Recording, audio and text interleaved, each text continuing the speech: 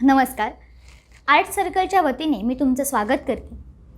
Art सर्कलचा ध्यासपंथी हा उपक्रम सुरू झाला आणि शुभारंभ झाला कणकवलीच्या वसंतराव आचरेकर प्रतिष्ठान या आदर्शवत संस्थेपासून. आजच्या ध्यासपंथीच्या भागात आपण भेटणार आहोत व्हिजन व्हॉइस अँड ॲक्टच्या श्रीनिवास नार्वेकर यांना.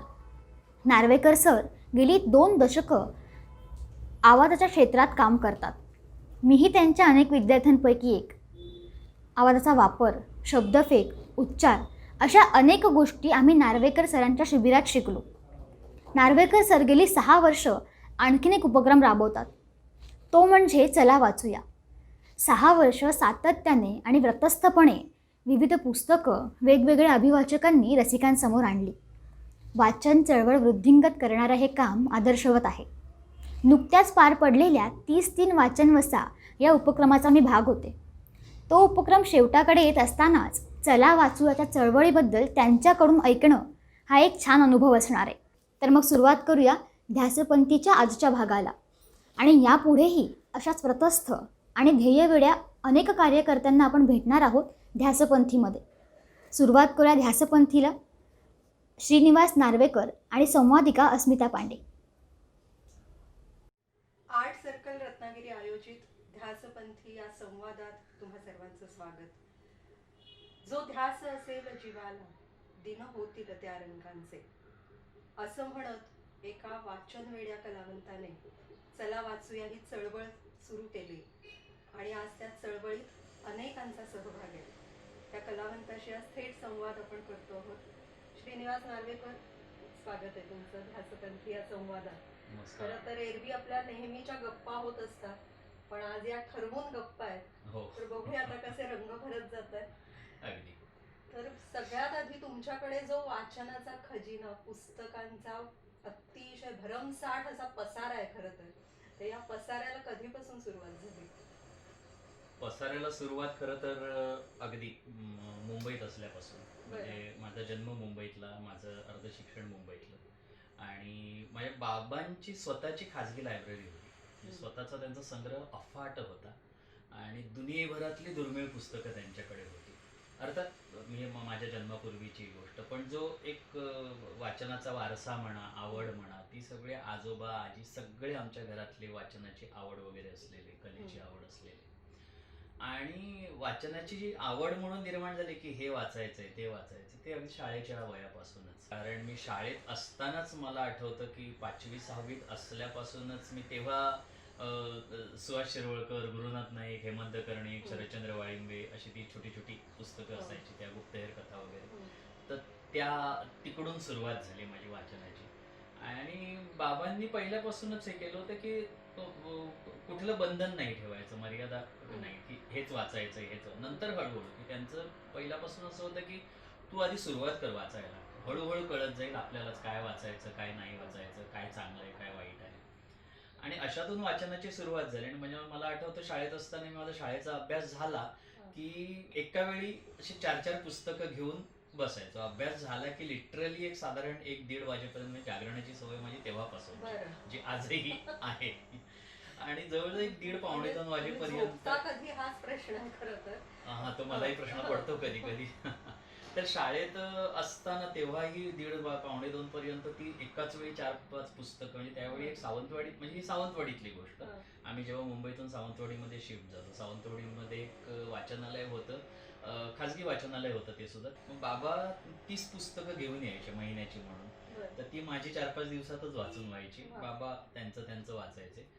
आणि ती खूप म्हणजे जे आपण वेगानं वाचन म्हणतो की तशी आवड निर्माण झाली. आणि त्याच्यातून ते सगळ्या कथा गोष्टी इंटरेस्टिंग असल्यामुळे त्या वाचनाची आवड झाली. आणि नंतर मग हळूहळू बाबांमुळे की तुला आता जर भाषा कशी असायला हवी, कसं बोलायला हवं, कसं काय काय वाचा, ते हळूहळू सुरुवात केली त्यांनी. आणि मग त्याच्यातून म्हणजे मी 7वी-8वीत असतानाच अरविंद गोखले वाचले, तेव्हाच मी पुबा भावे वाचले, तेव्हाच गौरी देशपांडे वगैरे खूप उशिरा वाचले. पण अत्रे, पु ल, वपू वगैरे हे त्यावेळी वाचले. पण भाषा म्हणून मग दत्तू बांदेकर, माधव मनोहर हे तेव्हा मी 7वी-8वीत असल्यापासून, तू आणि मी असेल, एका रात्रीची गोष्ट असेल, किंवा मतकरी असतील, नारायण धारप माझं एक आवडीचं, जे नंतर मग माझं गूढकथा लेखनाकडे माझं जे वळण आणि हे लागलं. सावंतवाडी सारख्या ठिकाणी तुम्हाला इतकं वाचनासाठीचं साधन इतकी उपलब्ध होती, इतकी हो, पुस्तकं उपलब्ध होती, हो. हे कौतुकाचं आहे. हो, आणि त्याच्यातूनच ती आवड निर्माण होत गेली. आणि मग मग एकातून एक असं खूप वाचन होत गेलं. आणि मग त्याच्यातून एक तेव्हापासूनच मला वाटतं एक लिहिण्याची म्हणजे फार या व्यवसायात व्यवसाय म्हणून या फील्डमध्ये यायचं हे कधीही शक्य म्हणजे ठरवलं नव्हतं. काहीच ठरवलं नव्हतं त्याबद्दल. मुळात हे करिअर करायचं हे सुद्धा त्यावेळी ठरवलं नव्हतं काहीच. तर आवड म्हणून त्यावेळी ते होत होतं. आणि मग अशातून मग हळूहळू वाचनाची आवड होत होत होत होत गेली. आणि मग एक त्याला एक आपण म्हणतो ना, एक वळण येतं, एक टप्पा येतो की आपल्या वाचनाच्या सवयीला वळण लागतंय. ते हळूहळू लागत गेलं. आणि मग त्याच्यातून मग नंतर ग्रेस असतील, खानोलकर असतील, अशी सगळी माणसं एक एक एक एक येत गेली. आणि वेगवेगळ्या पद्धतीनं सवय लागत गेली, वेगवेगळे ते प्रकार कळत भाषेचं गेले. वळण म्हणालात की या सगळ्या वाचनातून भाषेचं वळण कळत गेलं. हो. तर यातलं कुठलं वळण तुम्हाला जास्त त्या काळात आवडत होतं आणि नंतर त्यात बदल होत गेला? त्या काळात म्हणजे मी तेच मला बाबांनी तेव्हाच सांगितलं की तुला भाषा किती, भाषेचं सौष्ठव जे आहे ते जर हे असेल, जाणून घ्यायचं असेल, समजून घ्यायचं असेल, तर मग अरविंद गोखले वाच, पुबा वाच, पण बाबांचे ते प्रचंड आवडते लेखक होते. आणि मग पॅरललीच माझं ते सगळं गुरुनाथ नाईकांपासून सुहास शिरवळकरांच्या त्या सगळ्या गुप्तहेर कथांपर्यंत असं.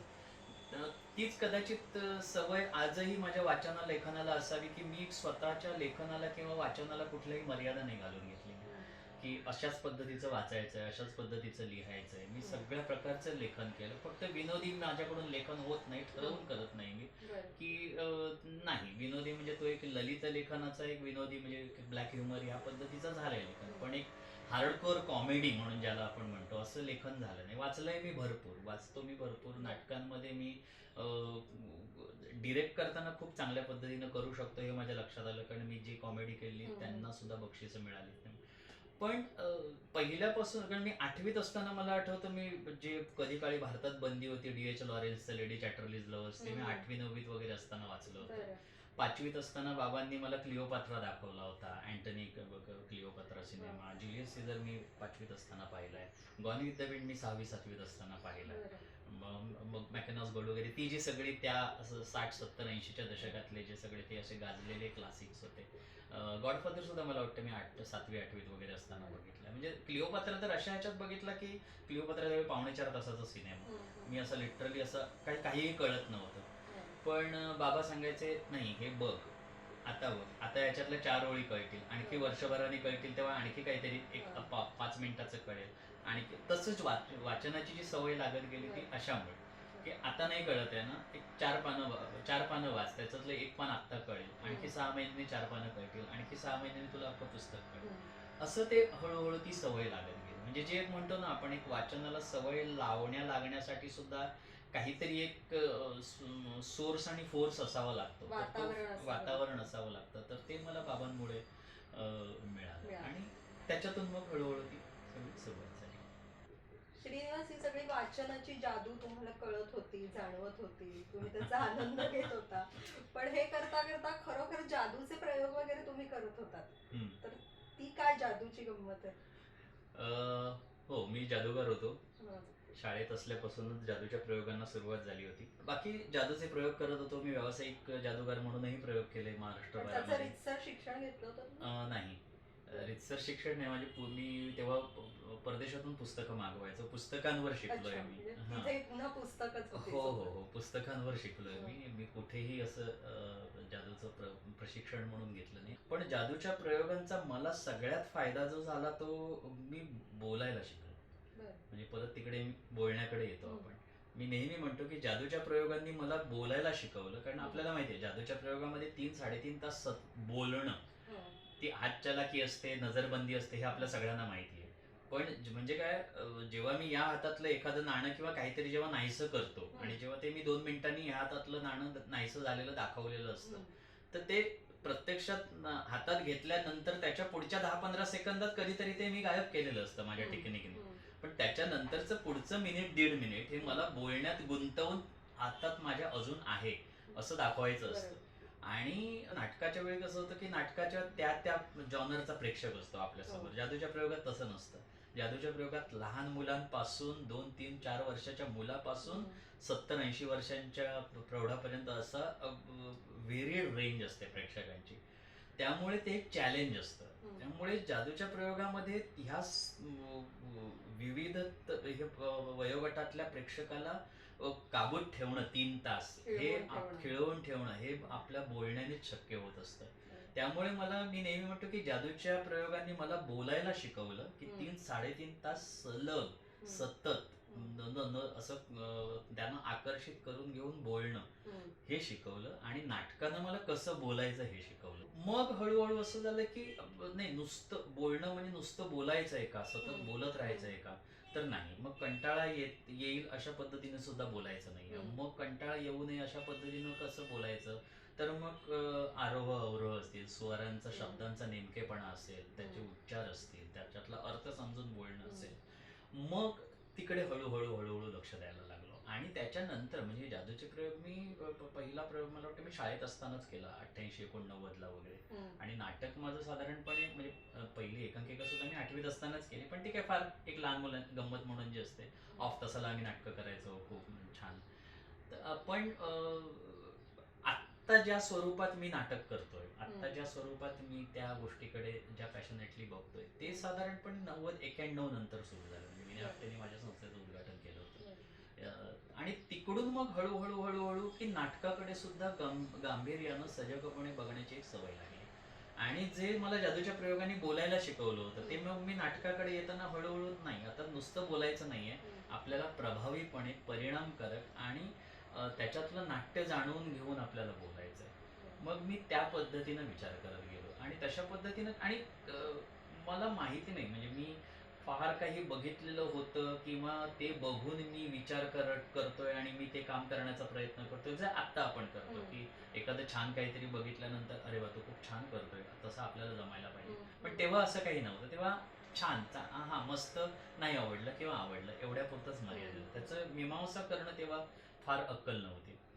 आणि 92ला वगैरे माझी मी पहिली एकांकिका केली. त्या एकांकिकेच्या वेळी जेव्हा परीक्षणामध्ये लिहून आलं की हा मुलगा खूप छान, याचे संवाद खूप छान आहे, डोळ्यांनी बोलतो, ह्याची बॉडी लँग्वेज खूप छान आहे, असं हळूहळू हळूहळू येत गेल्यानंतर मग मी आज म्हणजे माझ्या वर्कशॉपमध्ये म्हणताना की स्वतःकडे एक बाहेरून बघण्याची जी सवय ती तिकडून लागत गेली. मला वाटतं सुलभाताईंनी पण तुम्हाला खूप छान दाद दिली होती. एक उत्स्फूर्त नाट्याविष्कार स्पर्धेला एक प्रयोग केला होता आम्ही.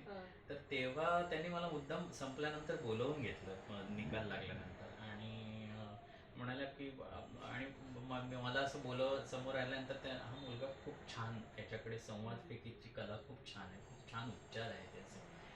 अ, ह्या सगळ्या गोष्टींचा एकत्रित परिणाम माझ्यावर तो होत गेला की अरे, सुलभाताईंसारख्या अभिनेत्री सांगतायत की माझ्याकडे आहे चांगलं आहे, तर मग ह्या गोष्टीचा विचार करायला हवा. किंवा मी एकांकिका केल्यानंतर पेपरमध्ये लिहून येते, समीक्षणांमध्ये, परीक्षणांमध्ये लिहून येते की हा मुलगा चांगला बोलतोय, छान पद्धतीने डायलॉग डिलिव्हरी.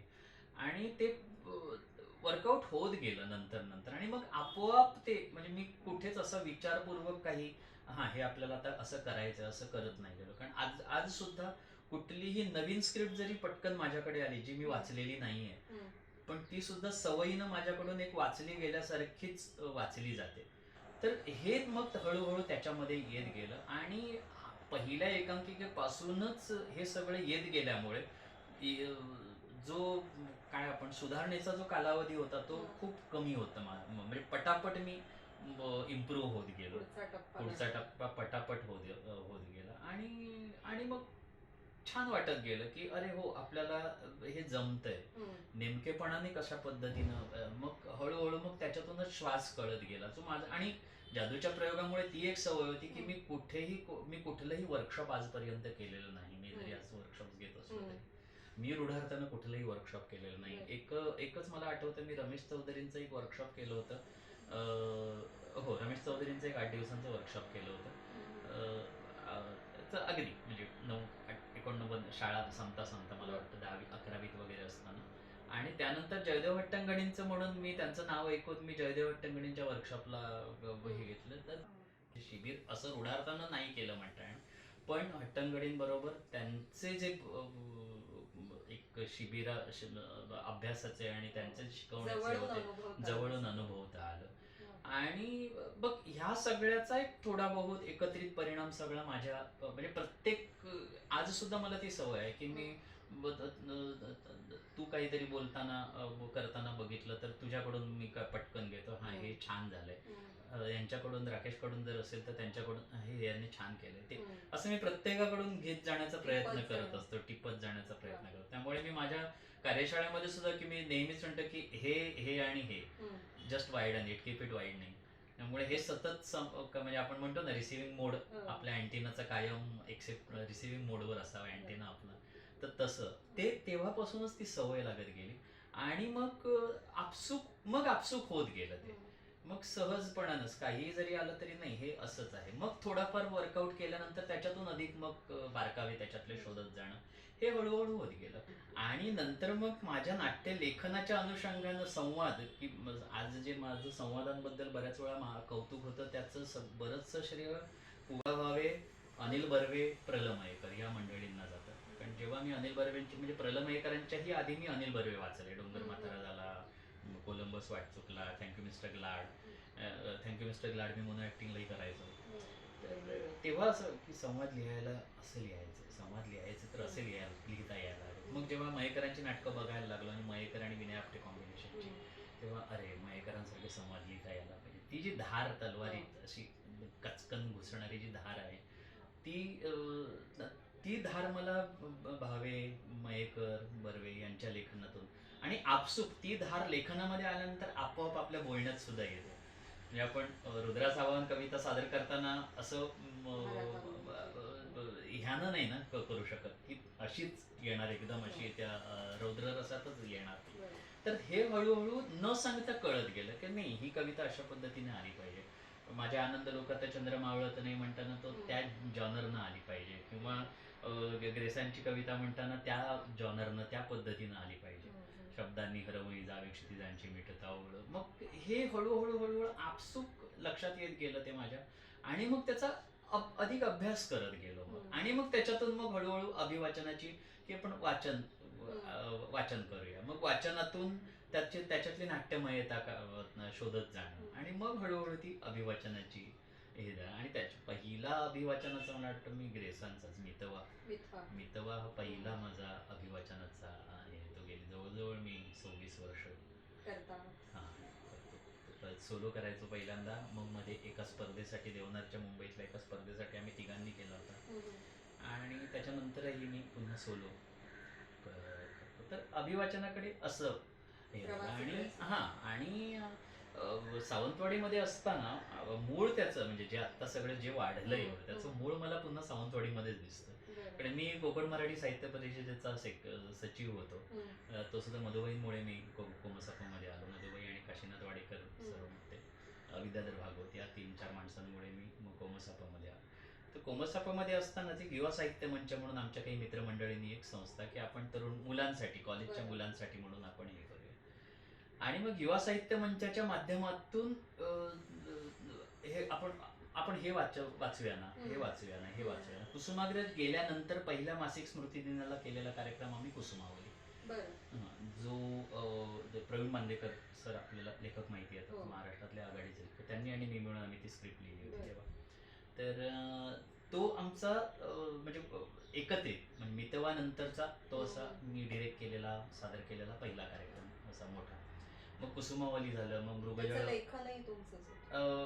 जास्त पांडेकर सरनी मॅक्झिमम केलं होतं. मी एक पॅचवर मी डिरेक्ट आणि बाकीचं टेक्निकल हे मी केलं होतं. आणि त्याचं सादरीकरण मध्ये 6 कलावंत घेऊन मी ते केलं होतं.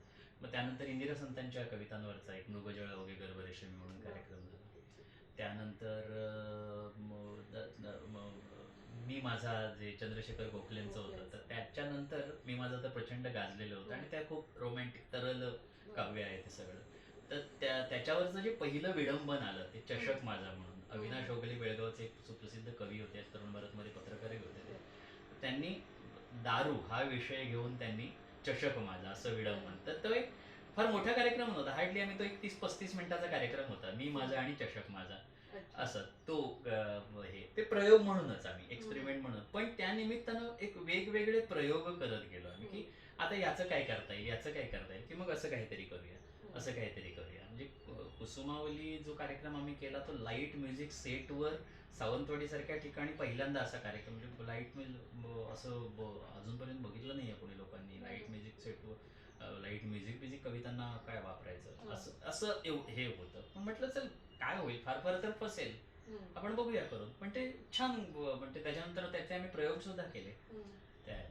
तर असे वेगवेगळे त्या निमित्ताने प्रयोग होत गेले. मग अभिवाचनाचे, मग पॅरलली मग अभिवाचनाच्या कार्यशाळांसाठी व्याख्यानांसाठी मला बोलावलं जायला लागलं. मग ते निवेदन सूत्रसंचालन काय, म्हणजे पहिली अभिवाचनापेक्षा तर निवेदन सूत्रसंचालन कार्यशाळा विष्णू वाघ आपले विष्णू सूर्या वाघ होते आणि त्यावेळी आपले शशिकांत नार्वेकर गोमंतक अकादमीचे अध्यक्ष होते, मराठी अकादमीचे. याच्यातून हळूहळू म्हणजे कार्यशाळेच्या याच्यातून सुद्धा मी हळूहळू शिकत गेलो. जसं आपण जेव्हा दुसऱ्यांना शिकवताना सुद्धा आपणही शिकत जातो प्रत्येक वेळी. तर ते सुद्धा त्या आणि त्या सगळ्याचा फायदा इकडे ह्या सगळ्या कार्यक्रमांमध्ये होत गेला. आणि मग अधिकाधिक जास्तीत जास्त करायला लागलो आणि अभिवाचनाची मग अधिकाधिक आवड आणि मग त्याच्यातून प्रयोग करायला सुरुवात झाली. की मग प्रयोग म्हणजे एक्सपेरिमेंट, शोज नाही, एक्सपेरिमेंट या अर्थानं. तर हे करून बघूया, चल याचं हे करून बघूया, हे अशा पद्धतीनं करून बघूया. जसं आता पंतप्रधानांना पत्र तुला माहिती आहे, अरुण शेवतेंचं जे करतो, तर ते आम्ही पहिले काही वर्ष उत्कर्ष आम्ही आणि दीपक कदम आम्ही अभिवाचन प्रॉपर बसून अभिवाचन करायचो. मग आत्ता जेव्हा 2 वर्षापूर्वी आम्ही त्याचं परफॉर्मिंग सादरीकरण केलं त्याचं, पण तो सुद्धा गाजला प्रयोग. त्याचे जळगावला प्रयोग झाले, आणखी 2-3 ठिकाणी प्रयोग झाले, तर तो सुद्धा प्रयोग गाजला. मग चला आता एवढी वर्ष आपण वाचन केलं, आता जरा परफॉर्मिंग करूया ना, करून बघूया तरी कसं होतं. असं करून तो करून बघितला, तोही छान झाला. मग त्याच्यातून ते सगळे वेगवेगळ्या पद्धतीने प्रयोग करणं सुरू झालं आणि मग त्याला सुद्धा एक छान प्रतिसादही मिळत गेला आणि तीही मग आवड निर्माण होत गेली की चल करून बघूया. श्रीनिवास, एक करून पाहूया हा जो तुमचा एक ॲटिट्यूड आहे आणि तुमच्यात एक दडलेला शिक्षक, ज्याची जाणीव तुम्हाला शाळेत असल्यापासून तुमच्या शिक्षकांनी करून दिली होती, या सगळ्याचं एकत्रीकरण होऊन नंतर खरोखरच तुम्ही शिकवायला लागलात आणि आवाजाची कार्यशाळा तयार झाली. तर या कार्यशाळेची सुरुवात नेमकी कधी झाली? 2014च्या आसपास? हा, मुंबईत आवाज कार्यशाळा बॅचेस म्हणून जी सुरुवात झाली ती 2014ला, ते सुद्धा उत्कर्षामुळे. उत्कर्षावर आपण नंतर येऊच करायचे. तर ते 2014ला मुंबईतली पहिली आवाज कार्यशाळा झाली, ती सुद्धा विजनच्या बॅनर खाली. म्हणजे मुंबईतली संस्था ही विजन आहे. पण त्याची मुहूर्तमेढ जी रोवली गेली ती म्हणते 95-96, मी मगाशी जे म्हटलं युवा साहित्य मंच, तर ते सुद्धा असंच की असं डोक्यात होतं की बोलण्यासाठीचं काहीतरी वेगळं करून बघूया. आणि त्याला सुद्धा तसंच जी आमची मंडळी होती काही, की जी 2-4 ज्यांना एकूण माहिती होतं की जे आपण करू ते उत्तम होईल किंवा एक प्रयोग करून बघू हे ज्यांना माहिती. पण त्याच्या व्यतिरिक्त जी मंडळी होती काही, की याला किती प्रतिसाद मिळेल, लोक येतील का नाही, असे ती एक शंका होतीच होती. आणि त्याला त्यावेळी मी सादरीकरण कार्यशाळा असं नाव दिलं होतं. म्हणजे स्वतःला प्रेझेंट कसं करावं. आणि मी म्हटलं 4 जण आली तरी आपण घेऊया, पण प्रयोग तरी करून बघूया, काय त्याला अदरवाईज खर्च नाही आहे आपल्याला काही. आणि जाहीर केली आणि जेव्हा म्हणजे 2 दिवसाची होती ती, आणि आश्चर्य म्हणजे जिकडे 4-5 जण तरी येतील का असं जिकडे शंका होती, तिकडे जवळजवळ 28 जणांनी सहभाग घेतला आणि 50 रुपये फी होती. आणि ज्यांच्यासाठी म्हणून एक टार्गेट असतं ना साधारण, कोण यायला हवं, अपेक्षित कोण आहे, तर ते टार्गेट पूर्ण झालं अशा आहे ना की त्या 28 जणातले जवळजवळ 16 ते 17 जण हे शिक्षक होते. म्हणजे ज्यांच्यासाठी ही सादरीकरण कार्यशाळा कसं बोलायचं, म्हणजे तुषार बंद्रेंनी बॉडी लँग्वेज घेतली होती, तुषार बंद्रेंनी आवाजाचं घेतलं होतं, आवाजाची हे घेतली होती. आणि तेव्हा मी मला वाटतं कविता सादरीकरण हा भाग माझ्याकडे मी घेतला होता. सुमेधानी निवेदन सूत्रसंचालन, रवींद्र देवधर बॉडी लँग्वेज आणि तुषार बद्रे आवाजावर. तर अशी ती सेशन्स वाटून घेतली होती. तर त्यावेळी ते जे 16-17 जण होते की ओके, ज्यांच्यासाठी आपण एक अपेक्षित होता टार्गेट ते आलेलं आहे, म्हणजे आपली कार्यशाळा यशस्वी झालेली आहे. हे तिकडून सुरुवात झाली ही खरं. आणि त्याच्यानंतर मग मी मगाशी म्हटल्याप्रमाणे मी वर्कशॉप्स म्हणजे लेक्चर्ससाठी जायचो. वर्कशॉपसाठी म्हणजे दुसऱ्यांच्या वर्कशॉपमध्ये मी लेक्चर द्यायला जायचो. बरं. एखादं माझं सेशन असायचं. आणि ते जवळजवळ मी आता 26-27 वर्ष करतोच आहे. मुंबईत आल्यानंतर मग 2009ला आमचं लग्न झालं. आणि त्यानंतर मग बाकीचे पहिले जे मुंबईत आल्यानंतर 2001 पासून साधारणपणे 2010-11-12 पर्यंत जो एक स्ट्रगलिंग पिरियड होता, एक पोटापाण्याची व्यवस्था करण्याचा, तर ते एक काम हे सुरू होतं. आणि त्याच्यानंतर जरा हळूहळू चल आपण आता काहीतरी करू शकतो. मग तो परत जो कार्यकर्त्याचा पिंड होता माझा, तो जरा पुन्हा असा चाळवायला लागला. मग काहीतरी करूया. पण मुंबईत शेवटी सगळ्यात मोठा प्रश्न असतो जागा. काहीही करायचं म्हटलं, साध्या आपल्या सगळ्यांना माहिती की साधी रिहर्सल नाटकाची करायची म्हटलं तरी आपल्याला 10x10ची सुद्धा जागा मिळत नाही मुंबईत, आणि पैसे मोजावे लागतात. सावंतवाडीमध्ये तसं नव्हतं. सावंतवाडीमध्ये सगळ्या शाळा, नगरपालिकेचे सगळे हॉल हे श्रीनिवास नार्वेकरसाठी कधीही अवेलेबल होते. श्रीनिवास नार्वेकर, युवा साहित्य मंच, कोमसापो. त्यामुळे मला तो जागेचा प्रश्न पडला नाही कधी, की हे करायचं तर कुठे करायचं, असा कधीही प्रश्न पडला नाही. पैसा हा प्रश्न कधी तसा उभा राहिला नाही, कारण काही करायचं म्हटलं तर किती खर्च, 5-10 हजार येतात खर्च. चला नगरपालिकेकडे अर्ज केला, नगरपालिकेकडून मग नगरपालिकेकडे तुम्ही आणि आम्ही करूया एकत्र, आपल्याला हे करायचं आहे, कोणाच्या नावापेक्षा सुद्धा आपल्याला एकत्र करायचं आहे, असं होतं ते. सो त्या ह्याच्यातून हे भरपूर हे झाले. मग मुंबईत जेव्हा करायचं झालं तेव्हा मग काय करायचं, मग आवाज कार्यशाळा जो मुंबईत करायचा तो खरं तर जुगार होता खरं माझ्यासाठी. अर्थात त्याच्यापूर्वी सावंतवाडीत असताना जुगार खेळणं वेगळं होतं आणि मुंबईत असताना जुगार खेळणं वेगळं होतं. पण कारण तेव्हा आवाजामध्ये काम करणारी बरीच मोठी माणसं ऑलरेडी काम करत होती, कितीतरी माणसं होती.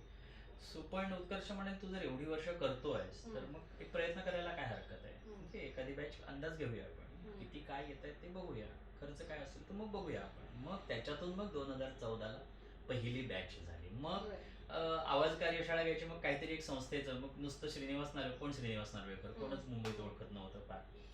तर मग काहीतरी एक संस्थेचं नाव देऊया. मग जे नाट्य म्हणजे जे विनय आपटेने जे उद्घाटन केलं होतं ते नाट्य, मग उत्कर्ष म्हणाले नाही, मुंबईत एक नवीन स्वतंत्रपणे फ्रेश सुरुवात करूया.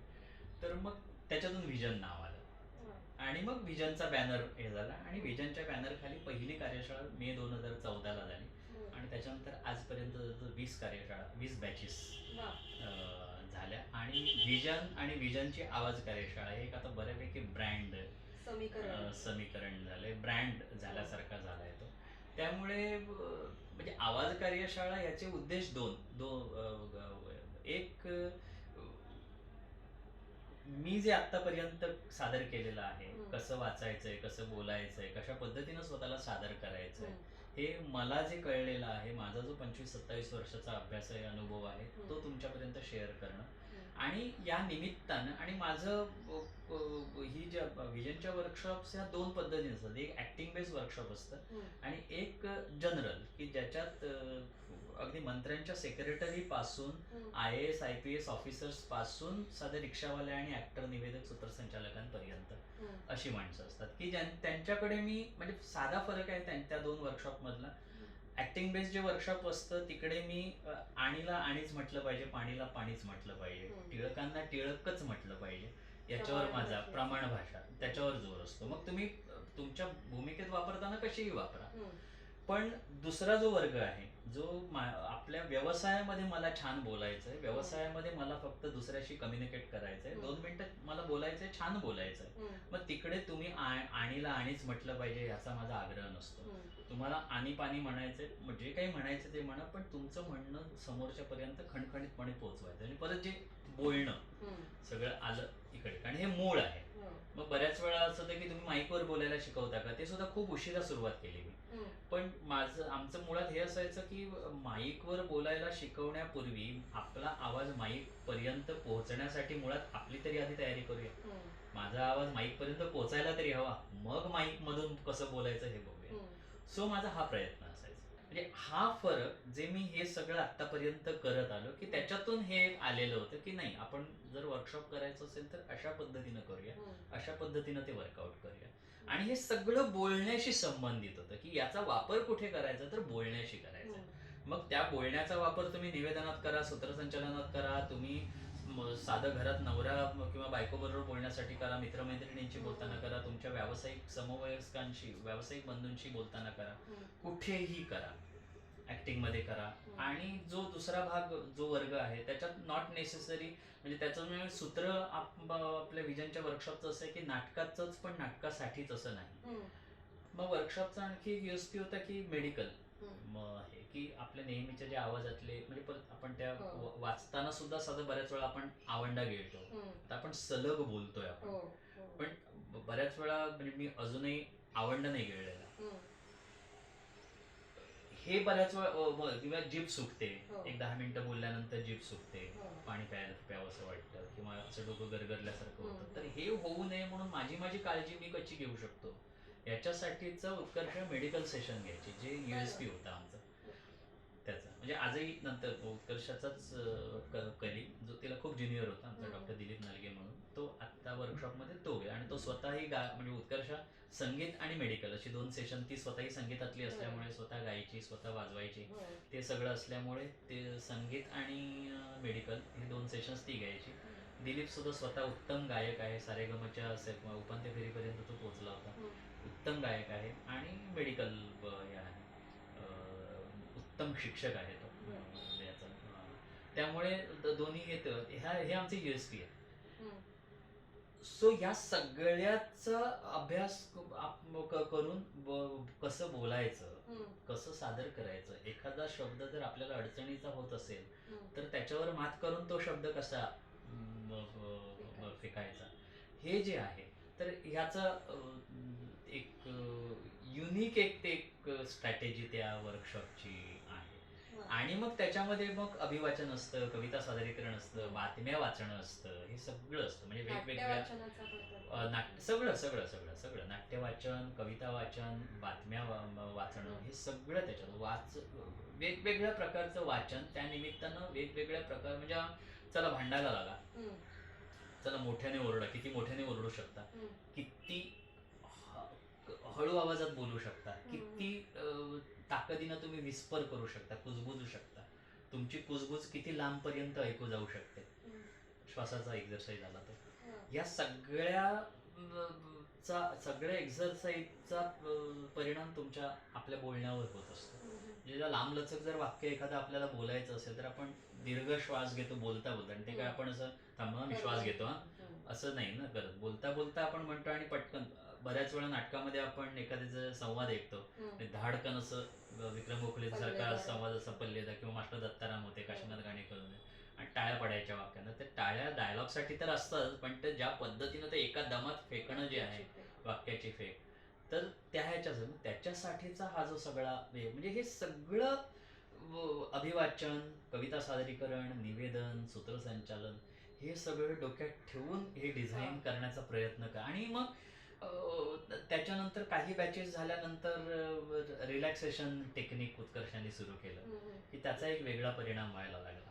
सो हे सगळं आपण आपल्या बोलण्यामध्ये, आपल्या अभिवाचनाच्या कार्यक्रमांमध्ये, माझ्या कुठल्याही सादरीकरणामध्ये कसं इन्कॉर्पोरेट करू शकतो, ह्याचं धोरण ठरवून हे प्रत्येक गोष्ट डिझाईन करत गेलो. श्रीनिवास, आवाजाची कार्यशाळा एक चळवळ म्हणून तुम्ही तो उपक्रम हाती घेतला, आणि तसाच एक नव्याने चळवळ म्हणूनही होती आणि थोडासा व्यावसायिक, पण खऱ्या अर्थाने चळवळ म्हणून हाती घेतलेला उपक्रम म्हणजे चला वाचूया. 2018 साली नातो फाउंडेशन पुणे त्यांनी चला वाचूया उपक्रमाला पुरस्कार दिलेला आहे, किंवा आता विश्वसंवाद.com पॉडकास्ट साठी सुद्धा ते अमेरिकेत त्यात सहभागी झाला होता. तर ही चला वाचूया ही चळवळ, ही कशी, याचं बीज नेमकं कुठे, तुम्ही आणि उत्कर्षाने याची सुरुवात केली, पण याविषयी बोलूया. हो, मुंबईतला चला वाचूया 2015 जून 2015 ला सुरू झालं. म्हणजे मला आठवतो जो आपला पहिला कार्यक्रम होता, हो त्या पहिल्या कार्यक्रमाला पु ल देशपांडे अकादमीच्या आवारात इतके लोक त्या दिवशी होते की त्या हो, बऱ्याच सभागृहामध्ये जणांना परत जावं परत जावं लागलं, लागलं. सभागृहात प्रवेश सुद्धा घेता नाही आला किंबहुना जे दरवाजा. त्या कार्यक्रमाचं उद्घाटन किशोर किशोर कदमच्या आणि तुम्ही हस्ते सगळी झालं. मंडळी एका कोपऱ्यात हो, आणि नंतर बाकीची हळूहळू जागा तीच पण वेळ आली की सगळेजण श्रोत्यांसाठी श्रोत्यांना उपलब्ध परत करून दिली. आम्ही आमच्या बाजूला हे करून हो. घेतलं. खूप उत्तम प्रतिसाद मिळाला. दुसऱ्या कार्यक्रमाला कौशल हो. होता. पण आणि हळूहळू म्हणजे असं काही नव्हतं डोक्यात की सेलिब्रिटींना घेऊन करावा. म्हणजे काही वेळा असं झालं की तुम्ही काय सेलिब्रिटींनाच बोलवता असंही झालं. पण जर एवढ्या वर्षांच्या या आता 6वं वर्ष चालू आहे हो. चला वाचूयाचं. 6 वर्षाच्या काळात जर बघितलं कितीतरी नवोदित नवोदित म्हणण्यापेक्षा मी नवोदित नाही म्हणणार, पण उत्तम वाचणारे, हम्म. मग ते नवोदित असतील, प्रस्थापित असतील, सेलिब्रिटी असतील, नॉन सेलिब्रिटी असतील, उत्तम वाचणारे तिकडे आणि ज्यांना साहित्य वाचायला आवडतं, ज्यांनी उत्तम साहित्य वाचेल म्हणजे स्वतः वाचलेलं आहे आणि ज्यांना वाचायला आवडतं. हम्म. आणि कर्मधर्म संयोगानं आणि आमच्या सुदैवानं ही सगळी मित्रमंडळी असल्यामुळे हक्कानं सांगू शकलो. किशोरपासून अगदी सोनाली कुलकर्णीपर्यंत, आत्ता सलील कुलकर्णी, प्रतीक्षा लोणकर वगैरेंपर्यंत, मग विजय केंकरे, सोनाली कुलकर्णी, चंद्रकांत कुलकर्णी, अण्णा भावे, हो. जयंत सावरकर, किती म्हणजे जवळजवळ मी एकदा आता आपला जो तू सुद्धा त्याचाच एक भाग आहेस चला वाचूयाचा विजनचा. 50वा जो कार्यक्रम झाला आपला आता फेब्रुवारीमध्ये, ज्याच्यात रत्नाकर मतकरींनी आपलं आणि त्या म्हणजे तो मतकरींनी त्यांचं ते नवकोरं नाटक, अख्खं नाटक त्यांच्या सगळ्या सहकाऱ्यांसोबत वाचलं आणि 50व्या कार्यक्रमाच्या वेळी एक अख्खं नाटक पहिल्यांदा वाचलं गेलं आपल्या या 5 वर्षाच्या प्रवासामध्ये. म्हणजे तो सुद्धा एक वेगळा हे होता. पण त्यावेळी जी मी लिस्ट म्हणून आदल्या दिवशी काढत होतो की उद्या सगळ्यांची नावं घ्यायची, जवळजवळ 250 नावं निघाली त्याच्यात. हो. की 250 जण म्हणजे आपल्याला सुद्धा आश्चर्य वाटलं की अरे 250 जण या 5 वर्षामध्ये येऊन गेले आपल्याकडे. आणि सगळी माणसं सगळी माणसं अशी अरे वा अतिशय आता ही प्रेमाने आणि अनौपचारिक. अगदी अनौपचारिक. ही माणसं कोणीही सेलिब्रिटी म्हणून येत नव्हती, त्यांचा कुठलाही बडेजाव ठेवून येत नव्हती. म्हणजे कितीतरी सलील कुलकर्णी पासून, अविनाश नारकर पासून बिचारे चहा आणि कॉफी घ्यायला सुद्धा थांबले नाहीत. ते म्हणतात नाही नाही मी पळतोय, फक्त एवढ्यासाठी आलो. हे जे काही त्यांचं जे प्रेम होतं ते मला वाटतं त्या वाचनाच्या चळवळीवरचं. आणि शेवटी आपण म्हणतो ना की जर आपण तुमचा हेतू कळतो, कुठेही जरी तुम्ही करत असलात तरी तुम्ही जर आणि याच्यात कुठलाही आर्थिक उद्देश नाही हे सगळ्यांना कळत होतं. लोकांसाठी हा उपक्रम आपण विनामूल्य राबवतो हे सगळ्यांना माहिती होतं. 6 वर्ष झाली, पण ज्याच्यामुळे हा म्हणजे परत एकदा ह्याची जी बीजं आहेत ती मला परत एकदा मी 25 वर्षापूर्वी जी मी मगाशी कार्यशाळेच्या निमित्तानं म्हटलं, युवा साहित्य मंचाच्या निमित्तानं त्या माध्यमातून आम्ही सादरीकरण कार्यशाळा घेतली. तर त्याच वेळी हे म्हणजे माझं अभिवाचन, वाचनाचे वगैरे काही ना काही चालूच असायचं, वेगवेगळे प्रयोग. तेव्हा मग युवा साहित्य मंचाचं इव्हन कोमसापतचे सुद्धा भरपूर कार्यक्रम मी 4 वर्षाच्या माझ्या कार्यवाह पदाच्या ह्याच्यात भरपूर कार्यक्रम केले. आणि कोमसाप आणि युवा साहित्य मंच, आणि मग युवा साहित्य मंचाच्या माध्यमातून आम्ही दर आठवड्याला कार्यक्रम करायचो. असंच अनौपचारिक. नगरपालिकेचा जो हॉल होता तो आमच्या ताब्यात असल्यासारखाच होता, कधीही या कधीही करा तिकडे, असं होतं तिकडे आमचं. आणि दर आठवड्याला मग म्हणजे पहिल्यांदा आम्ही दर 15 दिवसांनी म्हणून सुरुवात केली. त्याच्यानंतर मग एवढा त्याला प्रतिसाद मिळायला लागला, दर आठवड्याला आम्ही कार्यक्रम करायला लागलो. आणि तो जवळ साधारणपणे 8-10 महिने, वर्षभर, मला वाटतं की 10 महिने तरी नक्की चालला तो कार्यक्रम. आणि एवढं उत्तम त्याला सुद्धा की आम्हाला कधी संधी मिळणार तुमच्याकडे यायला, असं जिल्ह्याभरातून विचारणं व्हायला लागली. तर मला वाटतं ही जी बीजं आहेत ती परत तिथे होती. आणि मग जसं कार्यशाळेचं झालं की मुंबईत जागा, परत ऑलरेडी कार्यशाळेमध्ये त्या आवाजामध्ये काम करणारी ऑलरेडी मोठी माणसं होती, अशा पार्श्वभूमीवर कार्यशाळा सुरू करणं. तसंच मग आणि चला वाचूया काय हा कोणाला कॉम्पिट करण्याचा हे नव्हता, तो काही व्यवसायाचा किंवा धंद्याचा भाग नव्हता. ती एक उपक्रम म्हणून, चळवळ म्हणून करायची होती. पण मग परत तोच प्रश्न जागेचा की करायचं कुठे. मग अगदीच आशुतोष गोरपडे साहेब तेव्हा पु ल देशपांडे कला अकादमीला प्रकल्प संचालक म्हणून आले होते. माझी त्यांची तेव्हा ओळख नव्हती. आमचे कोल्हापूरचे एक मित्र, कॉमन मित्र, संजय हळदीकर, नाटकवाले.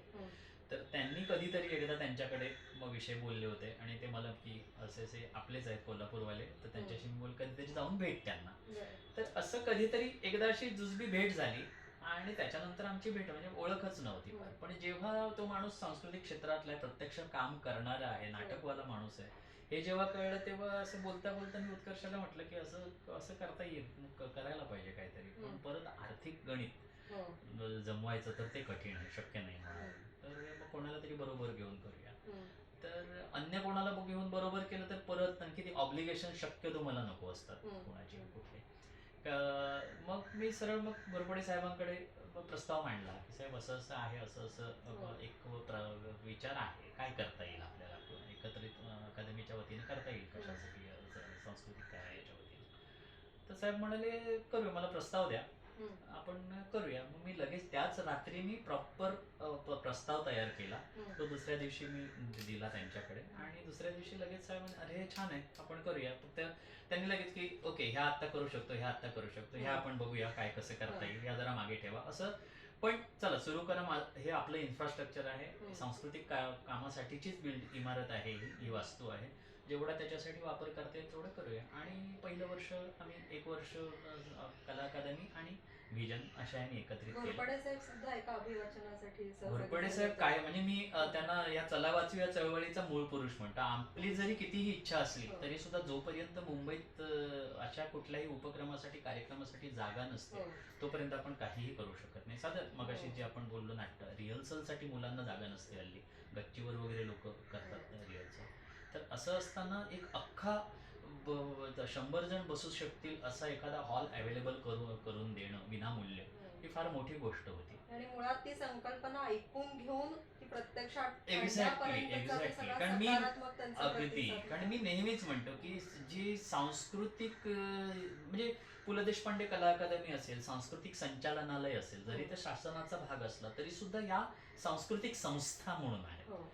आणि या सांस्कृतिक संस्थांवर जर सांस्कृतिक क्षेत्रात काम करणारा माणूस जर असेल तर ते अधिक छान काम होऊ शकतं त्याचं. अशी कितीतरी उदाहरणं म्हणजे आता गोव्याचे सांस्कृतिक मंत्री जे आहेत गोविंद गावडे साहेब, ते कला अकादमीचे आता अध्यक्ष आहेत. विष्णू वाघ गेल्यानंतर ते गावडे साहेब बद्दल तो स्वतः नाटक करणारा माणूस आहे. त्यांनी आत्ता 6 महिन्यापूर्वी शिवाजी मंदिरला ते इथे ओशाळला मृत्यू नाटकात त्यांनी स्वतः संभाजीची भूमिका करतात. आता मंत्री आहेत ते, सांस्कृतिक मंत्री आहेत गोव्याचे, पर्यटन आणि सांस्कृतिक मंत्री. तर हे जे आहे की असं नाहीये की मी मंत्री आहे नाटक काय करायचं, काय ऍक्टिंग करायला दाखवायला. आणि ते झाल्यानंतर सुद्धा ते शिवाजी मंदिरच्या पायऱ्यांवर बसून आम्ही एकत्र जेवलो. हा जो एक म्हणतो ना आपण की सांस्कृतिक क्षेत्रातला माणूस हा सांस्कृतिक मनानेही सुद्धा सांस्कृतिक असतो.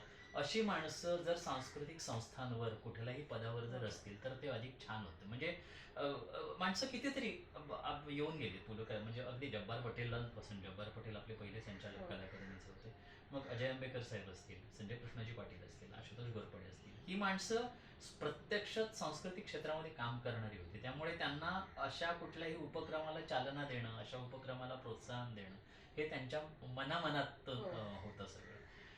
तर पहिलं वर्ष आम्ही त्या ह्यानं घोरपडे साहेबांच्या सहकार्याने केलं. आणि त्याच्यानंतर मग साहेबांची बदली झाली. मग ते जो एक सरकारी असतो की परत प्रस्ताव देणं वगैरे, पण ते काही मला राहिलं याना त्या कारणामुळे. आणि नंतर मग असं परत ते नवीन जर कोण अनोळखी आले तर एकदा कोण आले, मला वाटतं माझ्या आठवणीप्रमाणे मी सांगण्याचा प्रयत्न केला की असं असं हे आहे, हा करूया आपण, बघूया वगैरे, असं काहीतरी झालं ते. पण त्याच्यानंतर मग मी नाही फार ऑब्लिगेशन मध्ये पडत कोणाच्या. मग उत्कर्षाची माझी अशी चर्चा झाली की हे आत्ता आपण करू, आत्ता असं हे नाहीये की आत्ता हा खर्च झाला तर उद्या जेवायला काही नाहीये, 2 दिवस जेवायला मिळणार नाही, आता आपण एक करू शकतो अशी स्थिती आहे आपली सुदैवानं. आणि मग तिकडून नाही, मग हे थांबवा. आणि वर्षभरात एवढा उत्तम प्रतिसाद मिळाला होता ना वर्षभरातच की नाही हे नको थांबवाय, करूया काहीतरी. आणि ते होतच की जिथपर्यंत शक्य आहे तिथपर्यंत करूया. ज्या क्षणाला वाटेल की नाही जमणार आहे आपल्याला त्या क्षणी थांबूया, किंवा कदाचित तोपर्यंत आणखी कोणतरी सोबत येईल. अशा याच्यातून ते होत गेलं. आणि म्हणता म्हणता 6 वर्ष आणि कुठेही सुदैवाने थांबण्याची वेळ आली थांबलं नाही. हो, थांबलं नाही. 1-2 मध्ये जे थांबलं ते काही कारणामुळे म्हणजे उत्कर्ष गेल्यानंतर एखादा, पण तो सुद्धा म्हणजे मी जेव्हा बघत स्क्रोल करत गेलो महिने, तेव्हा लक्षात आलं की हार्डली एक 2-3 महिने नाहीच झालंय असं झालंय. पण ज्या महिन्यात चला वाचूया झालेला नाही, त्या महिन्यात अन्य कुठला तरी कार्यक्रम झालाय आपलाच. हो. म्हणजे एक तर आठवतं मला ग्रेसार्थ, ज्या त्या सचिन सुशील बरोबर, हो. ज्याच्यात राम भटकळ काका होते आणि हो. कौशल. हो. तर तो म्हणजे त्या महिन्यात चला वाचूया नव्हता झाला, पण त्याला एक रिप्लेसमेंट तेवढ्याच दर्जाचा कार्यक्रम आपण दिला. उत्कर्षाच्या उत्कर्षाच्या. पुस्तकाचा कार्यक्रम म्हणा, उत्कर्ष गेल्यानंतरचा तो एक कार्यक्रम, म्हणजे ज्या महिन्यात ते झालं त्या महिन्यात सुद्धा लोकांना आपण त्या बंधातून एकत्र हो. आली सगळी माणसं, आणि उत्कर्षाच्या प्रेमापोटी असते. अभिवाचनाचा धागा पकडून असते, हा, ओसूर पकडून असते. अगदी अगदी अगदी ते सगळं झालं. त्यामुळे घोरपडे साहेबांमुळे हे जे काही आज सुरू झालेलं आहे.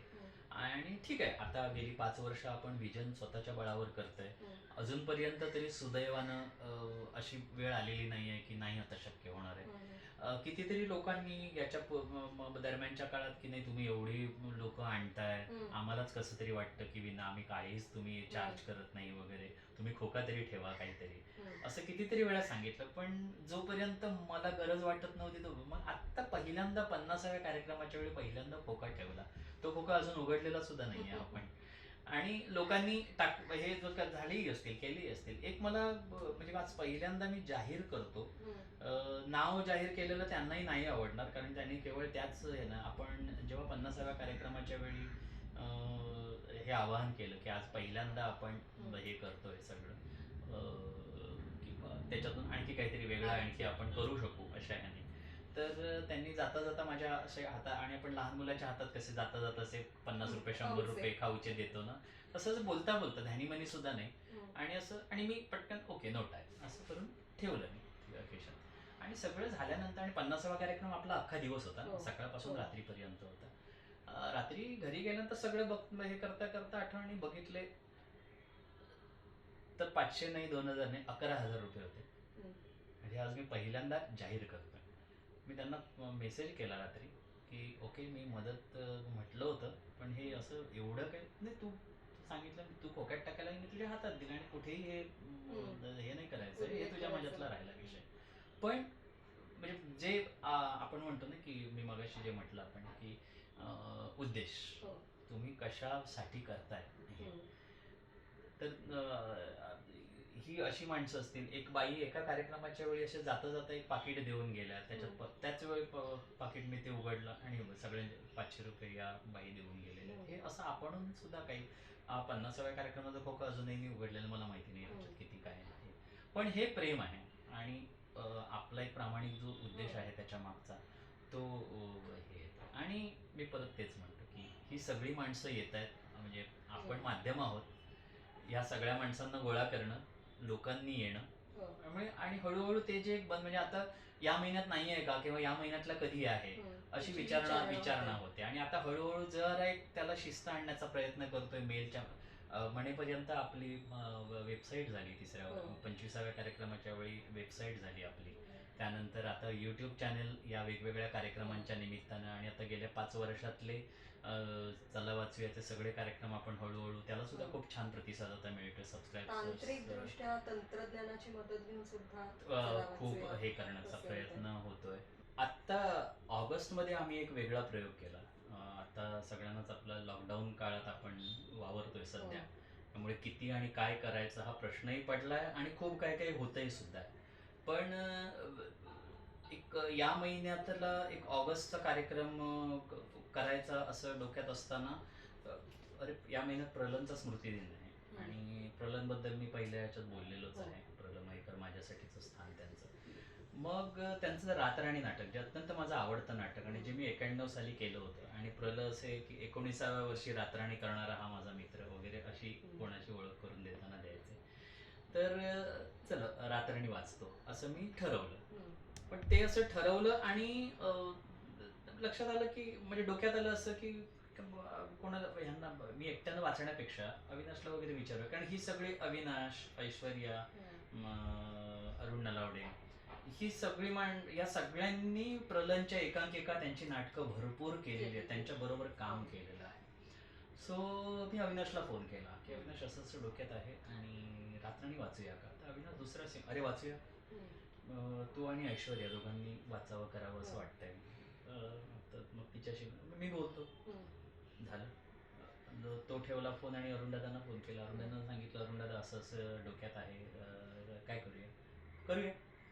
लिटरली त्याच्यानंतर तिसरा फोन मी पुरुदादांना केला. पुरुदादा असं असं आहे डोक्यात, 18 ऑगस्टला प्रलनचा स्मृतिदिन आहे आणि अविनाशशी बोलणं झालंय, अरुणदादाशी बोलणं झालंय, जुन्या ट्रॅकचं काय करता येईल आपल्याला? काही मिळू शकतील का? तर पुरुदादा म्हणाले, योगायोग बघ, तू आत्ता फोन करतोयस, विचारतोयस मला. आत्ताच काही दिवसांपूर्वी लाल्यानी मला, म्हणजे नंदलाल रेळेनी, त्याचं तेव्हाचं ध्वनिमुद्रण ज्यांनी केलं होतं, आणि नंदलाल रेळे फार मोठं नाव आहे एवढी वर्ष. तर आत्ता काही दिवसांपूर्वी म्हणे लाल्या रेळेनी मला ट्रॅक्स आणून दिले आणि योगायोग बघ. म्हटलं चला. मग मी प्रलनच्या मुलीला विशाखाला फोन केला. विशाखा म्हटलं असं असं डोक्यात आहे. तर विशाखाही म्हणाली ओके. मग त्याच्यानंतर मग लगेच, आणि हे सगळं झाल्यानंतर मग लगेच जुळवाजुळव सुरू झाली. मीन टाईम मग अविनाश म्हणाला, श्रीनिवास आपण रिअल रातराणीची रिस्क अशी नको घ्या, रिहर्सल सुद्धा आपण जर शक्य झालं ना तर जमून करण्याचा प्रयत्न करूया, फोनवर मजा. आणि हे माझ्या डोक्यात होतंच, पण यांना कसं सांगणार मी? कारण अविनाश आणि ऐश्वर्याची दोघांचीही शूटिंग सुरू झाली होती. अरुणदादांचं मागे पुढे चाललं होतं, त्यांचं काही ना काही बाकीचे त्यांचे वेबवरचे कार्यक्रम वगैरे चालू होते. पण मी नाही, मला सगळ्यांनी एकत्र येऊन करायचंय असं मी कसं सांगणार, आणि मुळात चान्स काय, हा एक माझ्यासमोर प्रश्न होता.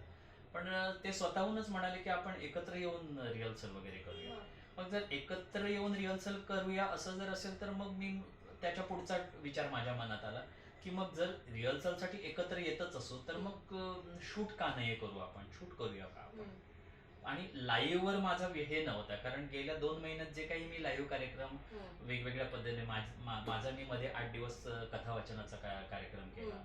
तर त्यावेळी लक्षात की खूप नेटचे प्रॉब्लेम्स, खूप तांत्रिक हे रिझोल्युशन वाईज, त्यामुळे रेकॉर्डला जर काही उद्या हे चांगलं आहे म्हणून ठेवायचं झालं तर ते ठेवणं शक्य नव्हतं. मग जेव्हा यांनी सगळ्यांनी अशी तयारी दाखवली तेव्हा म्हटलं आपण शूट करता येईल का. तर त्यांना की शक्यतो असा प्रयत्न आपण करूया की हे शूट करता येईल जर आपण एकत्र येऊनच करत असू. मग मी राकेश जोशींना पहिला फोन केला की राकेश जोशी असं असं डोक्यात आहे. त्यांनी सुद्धा दुसऱ्या सेकंदाला अरे करूया आपण.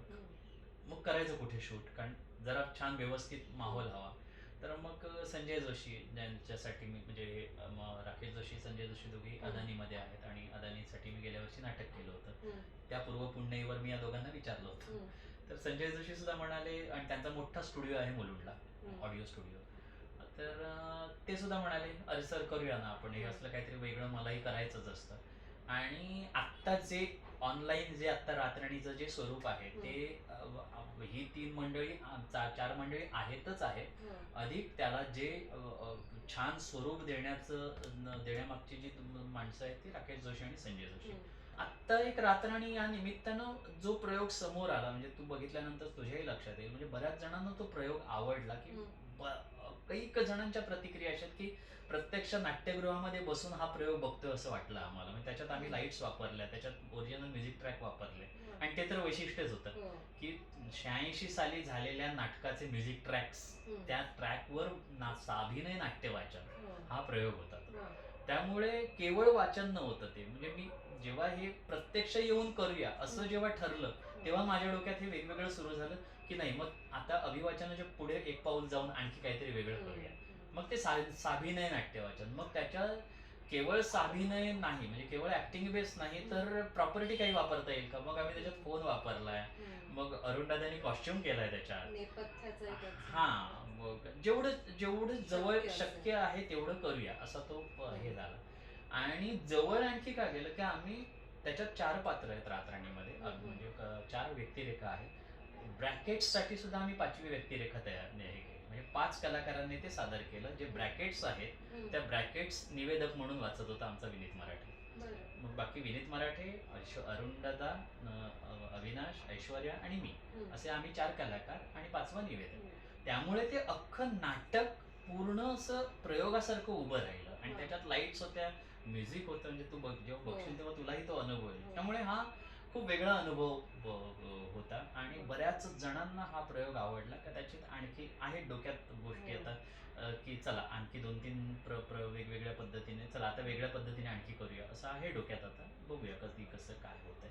म्हणजे लॉकडाऊनच्या काळातही चला वाचूया या प्रकाराने सुरू राहील. या प्रकाराने सुरू राहील. म्हणजे 2 मे मध्ये मार्च आणि एप्रिल फक्त गॅप गेला, कारण तो अंदाज नव्हता. हो. फेब्रुवारीत 50वा कार्यक्रम झाल्यानंतर मार्चमध्ये अचानक हे अंगावर हो, आलं. हो. त्यामुळे अंदाज नव्हता तो. ठीक आहे, हा महिना गॅप घेऊया, एप्रिलमध्ये करूया. पण एप्रिलमध्ये सुद्धा शक्य नाही झालं. पण नाही, आता जास्त गॅप नाही. मग अनायासे मे मध्ये कसं झालं, उत्कर्ष गेल्यानंतर आपण हो. गेली 3 वर्ष तिचा जन्मदिन आपण वेगवेगळ्या कार्यक्रमांनी करतो. मग 28 मेला पहिला ऑनलाईन आहे. मग त्याच्यात मग मी त्याच्यातही मला वाटतं मी रातराणीचा एक सीन छोटासा वाचला होता आणि उत्कर्षाचं काही वाचलं, आणखी वेगवेगळं काही वाचलं. तिला आवडणारं, मला आवडणारं, असं एक साधारण तासाचा हे झाला होता. आणि तोपर्यंत जूनमध्ये 5वा वर्धापन दिन आला. तो 5व्या वर्धापन दिनाच्या कार्यक्रमात प्रशांत दामले, स्पृहा जोशी, यतीन कार्यकर आणि गिरीश ओक ह्या चौघांनी सहभाग घेतला होता. त्यामुळे तो सुद्धा हे खूप गाजला आणि तो जवळ 2.5 तासाचा कार्यक्रम ऑनलाईन, म्हणजे ते सुद्धा असेच, मी लाईव्ह नाही केलं काही. कारण परत तेच की लाईव्हचे डिस्टर्बन्सेस, त्यामुळे त्याच्यातली मजा घालवायची नव्हती. ते एकदा लक्षात आलं की आता लाईव्ह करायचे नाही कुठलेच कार्यक्रम, रेकॉर्ड करून प्रॉपर एडिट करून काम करायचं. त्यामुळे रातराणीचं सुद्धा अशा पद्धतीनं ते स्वरूप ठेवणं शक्य झालं आणि मजा आली रातराणी करताना. खूप वेगळा अनुभव आणि मुळात लोकांना आवडल्यामुळे आणखी काहीतरी, चला आता आणखी वेगळं काहीतरी, आणखी काहीतरी असं करूया, आणखी काहीतरी वेगळं करूया, असं हे झालं.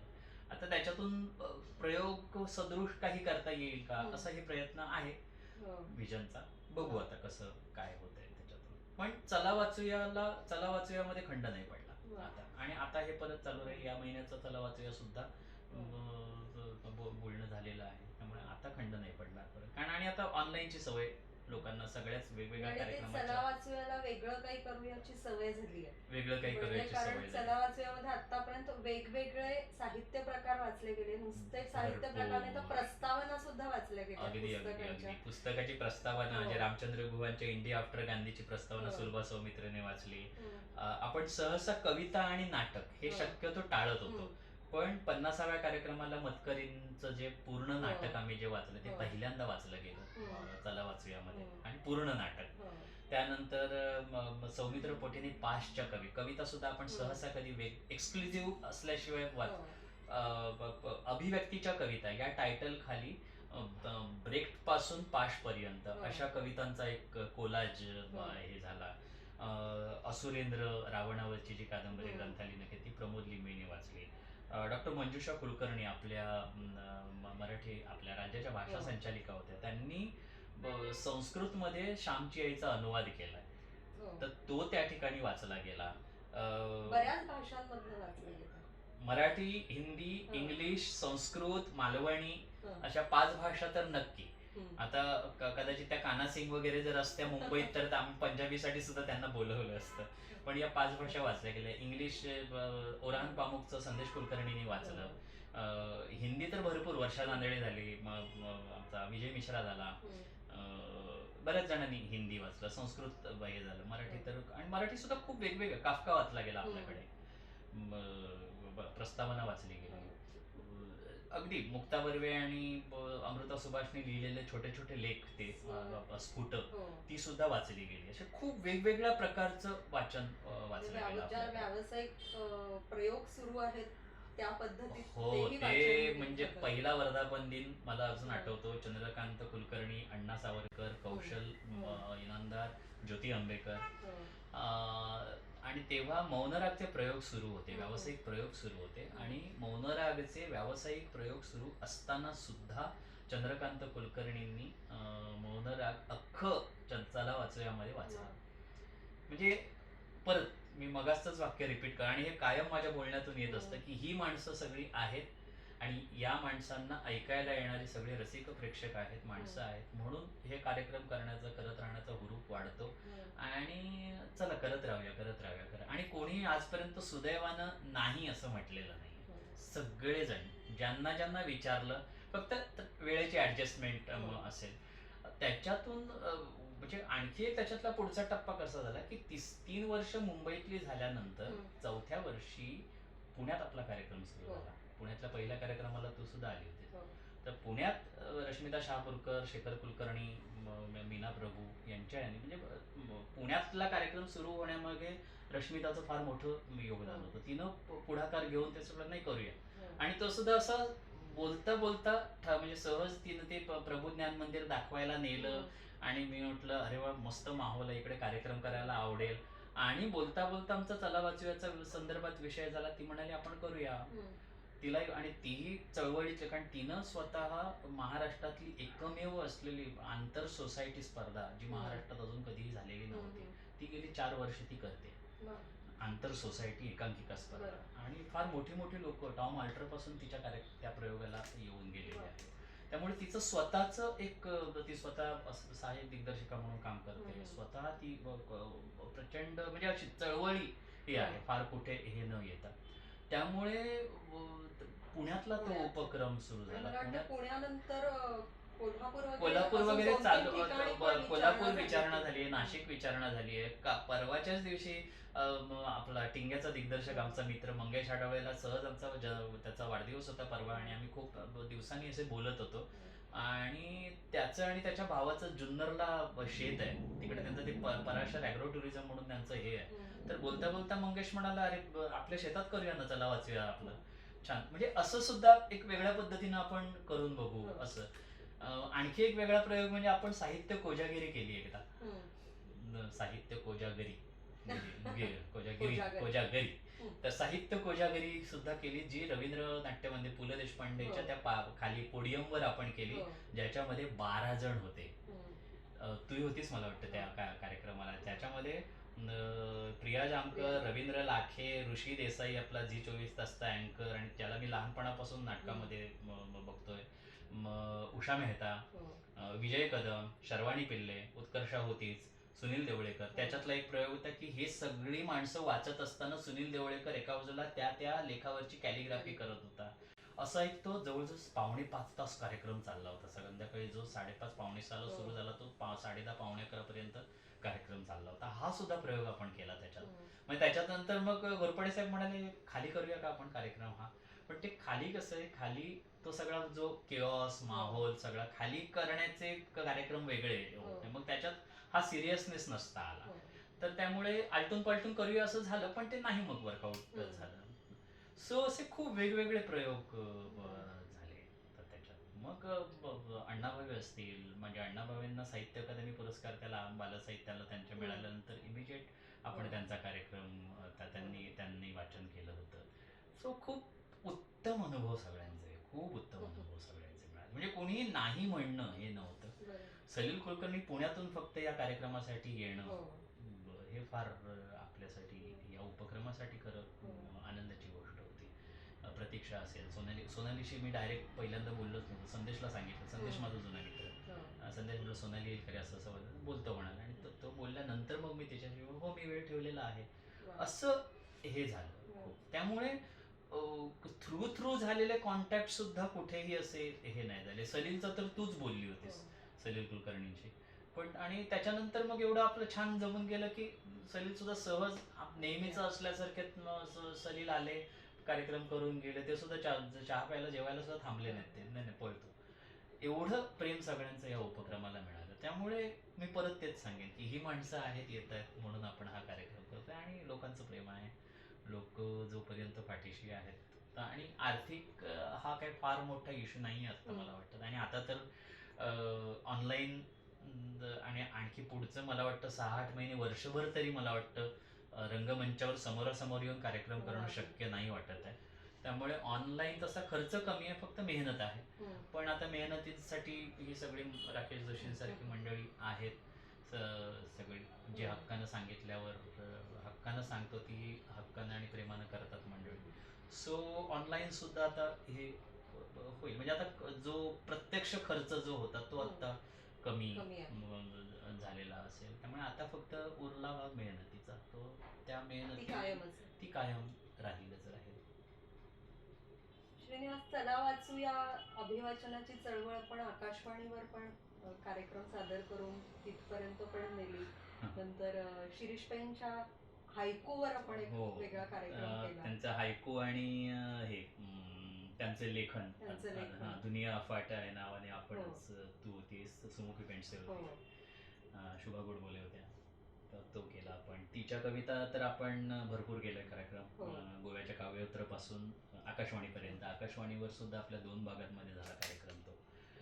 पंतप्रधानांना पत्र तर आम्ही प्रयोग हो. वेगवेगळ्या पद्धतीने म्हणजे वाचन आणि सादरीकरण असं दोन्ही आम्ही करतो.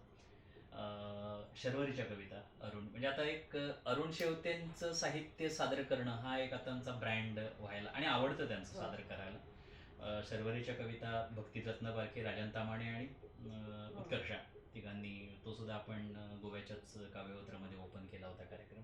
तर तो यावर्षी पुन्हा रंगमंचावर परफॉर्मिंग आणि जसं पंतप्रधानांना पत्र अभिवाचनाकडून परफॉर्मिंगकडे आलं तसं शर्वरीच्या कविता परफॉर्मिंगमध्ये करण्याचा प्रयत्न आहे. तो त्याच वेळी करायचा होता पण तेवढ्यातच त्या दरम्यान माझी आई गेली त्यात ह्याच्यात वगैरे सगळं ते राहून गेलं. तर तो एक प्रयोग आहे. अरुण शेवतेंच्याच 2 मालिका कवितांवर कार्यक्रम करतोय याच वर्षी आपण. आणि 2 ते यथावकाश बाहेर जाहीर पडतील, होती. जाहीर होतील. खूप एक्सक्लुझिव्ह कार्यक्रम आहे म्हणजे माझी उत्सुकता आहे त्या कार्यक्रमाच्या बाबतीत. 2 एक फार वेगळे कार्यक्रम आहेत आणि त्या 2 कार्यक्रमांच्या बाबतीत मला स्वतःला सुद्धा उत्सुकता आहे काय होईल कसं होईल कारण जे जवळजवळ 10-12 वर्ष माझ्या डोक्यात ते घोळत होतं आणि ते आत्ता 2-3 वर्षापूर्वी प्रत्यक्षात काम करायला सुरुवात केली. ज्यांच्या साहित्यावर ते करतोय त्यांच्याशी माझं 2 वर्षापूर्वी भेट झाली, बोलणं झालं, परवानगी वगैरे सगळी झालेली आहे. पण तो एक फार वेगळा हे होईल असं म्हणजे मी सुद्धा खूप उत्सुक आहे त्याच्यासाठी. आणि असे एक 2-3 ठोस प्रयोग आहेत की जे वेगवेगळ्या पद्धतीने करायचे आहेत. आणखी एक प्रयोग मला मी आत्ता जी अभिवाचन कार्यशाळा घेतली तर त्या अभिवाचन कार्यशाळेतले जे विद्यार्थी म्हणजे सगळे प्रोफेसर्स आहेत त्याच्यात आता त्या कार्यशाळेमध्ये सहभागी झाले म्हणून प्रशिक्षणार्थी म्हणूया शिबिरार्थी म्हणूया आपण. तर त्यांना घेऊन मला जर आठवत असेल मला ताराबाई शिंदेचं स्त्री पुरुष तुलना नावाचं 1930 सालचं पुस्तक आहे. ते आहे एक इन्फॉर्मेटिव्ह आणि स्त्री पुरुष तुलना हा त्यावेळी ताराबाई शिंदेनी लिहिलेलं ते त्या काळातलं एक प्रागतिक विचारसरणीचं एक पुस्तक आहे. अगदी छोटीशी पुस्तकं आहे तर त्या पुस्तिका आहे ती. तर त्याच्यात एक साधारण 10-12-13 लेख आहेत. 14 लेख आहेत त्याचे. तर त्या 14 लेखांचं वाचन या अभिवाचन कार्यशाळेतल्या शिबिरार्थींना घेऊन करायचं वेगळ्या पद्धतीनं असं डोक्यात आहे. ते काय म्हणजे परत तेच अभिवाचनाच्या जरा पुढे मला एक आठवतंय चला वाचूयाच्याच कुठल्या तरी एका भागात काही महाविद्यालयातल्या मुलांनी सुद्धा सादरीकरण केलं. हो मी मध्यंतरी आपलं जे कलिनाला मुंबई विद्यापीठाचं जे अकॅडमी ऑफ थिएटर आर्ट्स आहे जो MA master in theatre arts 2 वर्षाचा जो अभ्यासक्रम आहे तिकडे मी शिकवायला जात होतो व्हॉइस कल्चर आणि तर त्याच्यामध्ये व्हॉइस कल्चरचं माझं वर्कशॉप झाल्यानंतर लेक्चर झाल्यानंतर त्याच मुलांना घेऊन अभिवाचनावर काम करत होतो आम्ही काही. आणि अभिवाचनावर काम करत असताना त्यांच्यामध्ये काही ग्रुप करून आम्ही एक त्यांच्यामध्ये स्पर्धा हे केली होती आणि मी तिकडे तेव्हा अनाऊन्स केलं होतं की त्या स्पर्धेमध्ये जे पहिले 3 किंवा 4 येतील त्यांना आपण इकडे चला वाचूयामध्ये आणू म्हणून. आणि 3 महिन्यामध्ये 3 जे पहिले विनर्स होते तर त्या तिन्ही संघांना आपण इकडे आणि त्याच्यात आश्चर्याची आणि आनंदाची गोष्ट म्हणजे त्याच्यात कितीतरी मुलं कारण तिकडे देशभरातली मुलं आहेत त्या अभ्यासक्रमाला. 2 परदेशी मुलं आहेत. एक अफगाणिस्तानची मुलगी आहे, अफगाणिस्तानचा मुलगा आहे, बांगलादेशची मुलगी आहे.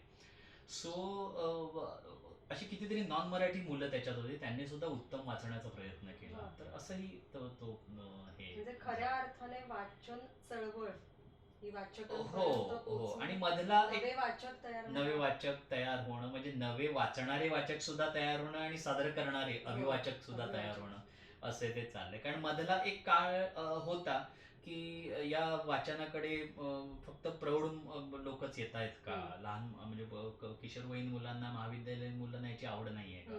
पण नंतर हळूहळू चित्र बदलत म्हणजे जसं तो थोडासा मग कोण आहे समोर मग संदेश कुलकर्णी असताना, चंद्रकांत कुलकर्णी असताना, अमृता सुभाष असताना, शर्वाणी असताना असा तो तोही थोडा फरक पडत गेला. अरे संदेश आहे, अमृता सुभाष आहे तर असाही फरक पडत गेला तो. पण त्याच्यानंतर असं नाही केवळ झालं की फक्त त्यांच्या कार्यक्रमाला गर्दी झाली आणि नंतर कधीच असं प्रेक्षकांसाठी आम्हाला थांबावं एक हक्काचा आज 60-70-80 जणांचा प्रेक्षक श्रोता वर्ग आज हक्काचा आहे आपला. आणि मुळात अशी अपेक्षा नव्हतीच पहिला कार्यक्रम करताना सुद्धा की आपला कार्यक्रम असं 1000 जण भरले पाहिजेत आणि गच्च झाला पाहिजे. पण पहिल्या कार्यक्रमापासूनच किशोर कदम असल्यामुळे, कौशल इनामदार असल्यामुळे, मग त्याच्यानंतर बरेच जण अशी सगळे रांगेत मंडळी असल्यामुळे कदाचित असेल. आणि नंतर हळूहळू लोकांना आवड निर्माण होत गेली. त्यामुळे असं कधी झालं नाही की अरे 5च लोक आहेत आज किंवा लोकच नाही आहेत. बापरे, पाऊस भरपूर पाऊस चालू असताना सुद्धा लोक भरलेली आहेत. वटपौर्णिमा असताना सकाळची वेळ, रविवार, क्रिकेटची मॅच, भारत पाकिस्तान क्रिकेटचा अंतिम सामना असताना सुद्धा रवींद्र नाट्य मंदिरचं, पु ल देशपांडे कला अकादमीचं मिनी थिएटर 75% पेक्षा जास्त भरलेलं होतं. रविवार सकाळची वेळ, सकाळी 10 वाजताचा कार्यक्रम, पहिला वर्धापन दिन, वटपौर्णिमा असं असताना सुद्धा 199 खुर्च्यांच्या थिएटरमध्ये 125 लोक असतात. हे मला वाटतं या उपक्रमाचं यश आहे सगळं. आणि 2 उद्देश होते मला या निमित्तानं, उद्देश सांगावेसे वाटतात की 2 उद्देश होते. एक, आपण सगळंच वाचू शकत नाही. मी वाचलेलं तू वाचलेलं नसतं, तू वाचलेलं मी वाचलेलं नसतं. मग हा एक उद्देश साधा होता की मी वाचलेलं तुझ्यापर्यंत पोहोचावं, तू वाचलेलं माझ्यापर्यंत पोहोचावं. ये हृदयेचे ते हृदयी, हे जे ज्ञानेश्वर म्हणतात त्याप्रमाणे. सो तो उद्देश साध्य झालाच झाला. किती प्रकारचं, तू मगाशी म्हटल्याप्रमाणे, नाटक, कविता, साहित्य, प्रस्तावना, माहितीपर लेख, प्रवास वर्णन, अनुवाद, हिंदी, मराठी, संस्कृत, इंग्लिश, सगळ्या प्रकारचं वाचन, वेगवेगळ्या प्रकारचं वाचन झालं आपल्याकडे. त्या निमित्तानं नवीन नवीन पुस्तकं कळली. पुस्तकं लोकांनी प्रकाशक विचारले गेले. मग प्रसाद कुमठेकर बगळासारखं पुस्तक, मांटुकले दिवस सारखं पुस्तक. सगळ्यात महत्वाचा एक किस्सा मला आठवतो, जो हायलाईट वाटतो मला या चला वाचू या उपक्रमाचा, की म्हणजे मी मुद्दाम गमतीनं सांगतो की शिवाजी पार्क, दादरच्या शिवाजी पार्क या भागात राहणारे एकारांत आड नावाचे एक गृहस्थ, रिटायर्ड बँक मॅनेजर, एकदा सपत्नीक त्या कार्यक्रमाला आले. मला वाटतं तामाणे, महेश केळुसकर कोणतरी होते, त्याने राजन तामाणेच अत्रेंचं करेच्या पाण्यामधले काही हे वाचले आणि ते त्यांना एवढं प्रचंड आवडलं की, म्हणजे हा आता संदर्भ लक्षात आला असेल, दादरच्या शिवाजी पार्क मधले एकारांत आडनावाचे रिटायर्ड बँक मॅनेजर, म्हणजे हे व्यक्ती उभी राहिली असेल डोळ्यासमोर. ते संपल्यानंतर ते आले, तुमचा कार्यक्रम खूप आवडला मला. आजपर्यंत मी अत्रे हे नाव ऐकलं होतं, मी वाचलं नव्हतं काही.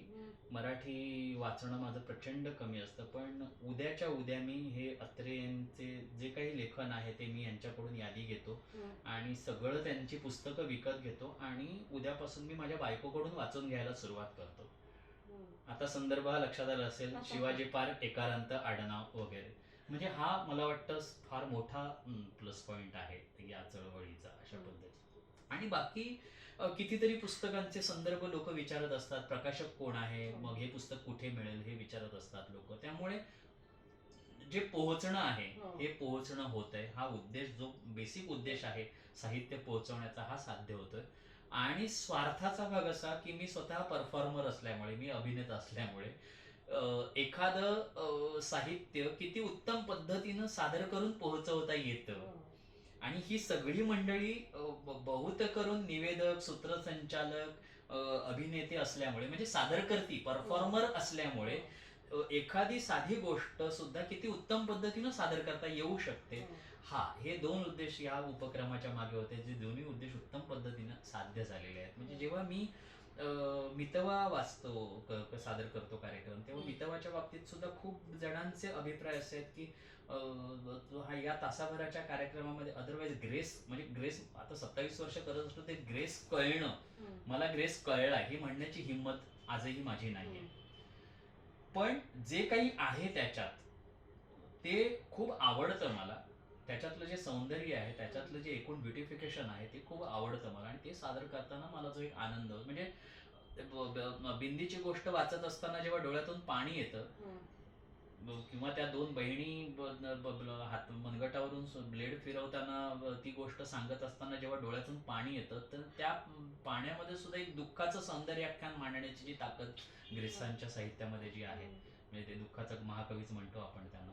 पण ते खूप कुठेतरी भिडतं. म्हणजे दुःख सुद्धा जे आनंदानं भिडणं जे म्हणतो आपण, म्हणजे तन्वीर सिद्दीकीच्या कविता असोत किंवा कुसुमाग्रजांच्या आपलं पुराच्या ते मेलेलं मूल बाजूला ठेवलं आणि ती गव्हाचं पोतं आणायला धावत सुटली. याच्यातलं कारुण्य हे करताना सुद्धा आपण तो एक एंटरटेन करून घेतच असतो ना स्वतःला, जरी रडत असलो आपण. तर हे मला अधिक आवडतं त्याच्यातून. सो हा जो उद्देश होता हाही साध्य झाला. किंवा ठोंबरेसारखी कविता जो मला फार अनपेक्षित प्रतिसाद मिळाला, की सहज म्हणून ती त्या दिवशी ठोंबरेंच्या स्मृतिदिनाच्या निमित्तानं मी कविता वाचली ती, आणि मलाच जाणवलं की नाही माझ्याकडून फार काहीतरी वेगळं झालंय. आणि मग जेव्हा येतं की अरे नाही, कविता वाचायला हवी तर अशी, मग हे जेव्हा समोरून येतं किंवा मला माझं जेव्हा स्वतःला जाणवतं की नाही आज वेगळंच काहीतरी झालंय, हे कविता ठोंबरेसारखी कविता वाचणं किंवा एखादं काहीतरी असं वाचन होऊन जातं माझ्याकडून, ग्रेसांचं सारखं असेल म्हणा, किंवा खानोलकरांचं कोंडुराची प्रस्तावना वाचताना माझं तसं होतं. धो धो धास पासून जे सुरू होतं, ती कोंडुराची प्रस्तावना वाचताना मी भारावून जातो प्रचंड. म्हणजे मी असा त्या विश्वात असतो त्याच्यानंतरची 10 मिनिटं. तर हे जे काही परफॉर्मर म्हणून माझा जो स्वार्थ आहे की ते अशा पद्धतीनं पोहोचायला हवं लोकांपर्यंत, की असं नाही रे वाचत, हे असं वाचायला हवं बघा. आता असं वाचायला हवं म्हणजे कदाचित माझी त्या वाचनाकडे बघण्याची धारणा वेगळी असेल, तुझी वेगळी असेल, यांची वेगळी असेल, असू शकते. प्रत्येकाची वेगवेगळी असू शकते. एकच डिरेक्टर 10 डिरेक्टर एकच नाटक 10 पद्धतीने सादर करू शकतात आणि ते 10ही प्रयोग उत्तम असू शकतात. पण अगदीच जे असं नाही रे, हे जे काही आहे तर ते करण्याचा प्रयत्न होता. तो उद्देश आमचा खूप साध्य झाला त्या ह्याच्यातून. 2-3 गोष्टी म्हणजे जसं चांगला भाग जो आहे, म्हणजे मगाशी चंदूदादाचं म्हटलं, मौनराग सारखा व्यावसायिक प्रयोग सुरू असताना सुद्धा त्याने स्वतः वाचणं पूर्ण, किंवा सगळी ही जी मंडळी, या मंडळींनी बाहेर उत्तम असताना सुद्धा इकडे सादर करणं स्वतःला.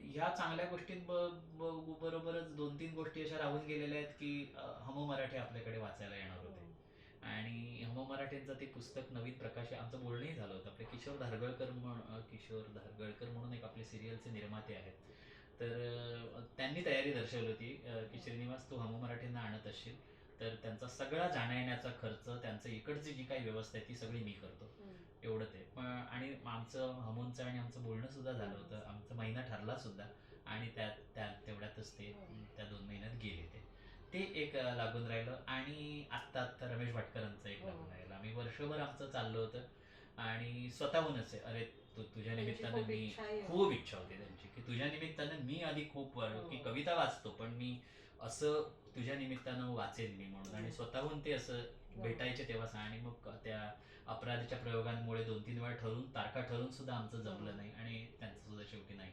या 2 काही गोष्टी याच्या लागून राहिल्या की अरे हे व्हायला पाहिजे होतं. पण बऱ्याच वेळा म्हणतो ना आपण, सगळ्याच गोष्टी साध्य होत नाहीत. म्हणजे त्या मला नेहमीच ते वाक्य आठवतं बालकवींच्या त्या तू तर चाफेकळीमध्ये कायमकराने, की आपल्या सगळ्यात इच्छा पूर्ण झाल्या असत्या तर झोपड्यांचे राजवाडे आणि कंदिलांचे मंदिर झाले असते.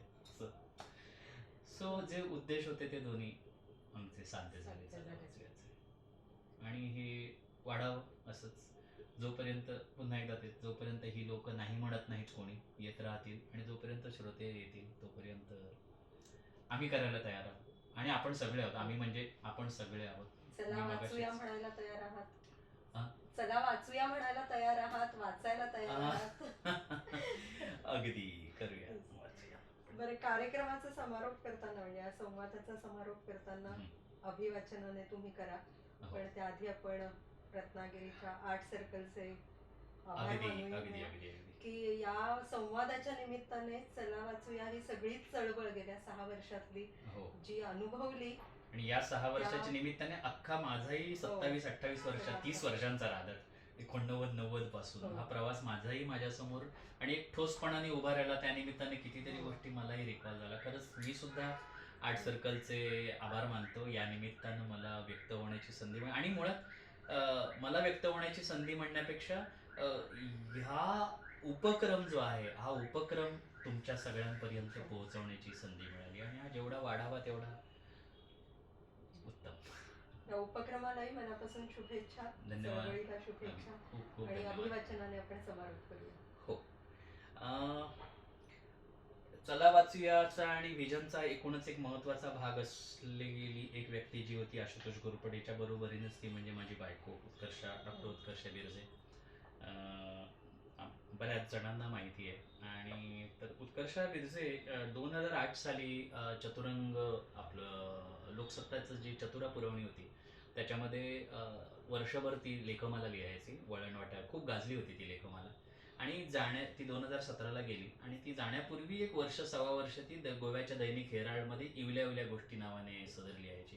तर त्या दोन्ही एकत्रित सदरांचं एकत्रित पुस्तक ती गेल्यानंतर ग्रंथालीनं केलं. आणि या पुस्तकासाठी सुद्धा म्हणजे मी म्हणतो ना की माणसं उद्देश आपला चांगला असला की माणसं उभी राहतात. की हे आता एवढं 300-325 पानांचं पुस्तक जे काही इवल्या इवल्या गोष्टी दिसतंय हे पुस्तक होण्यामागे मागे लागणारी सुद्धा 2 माणसं होती. ती म्हणजे अरुण शेवते आणि सुदेश इंगलासपूरकर ग्रंथालीचे.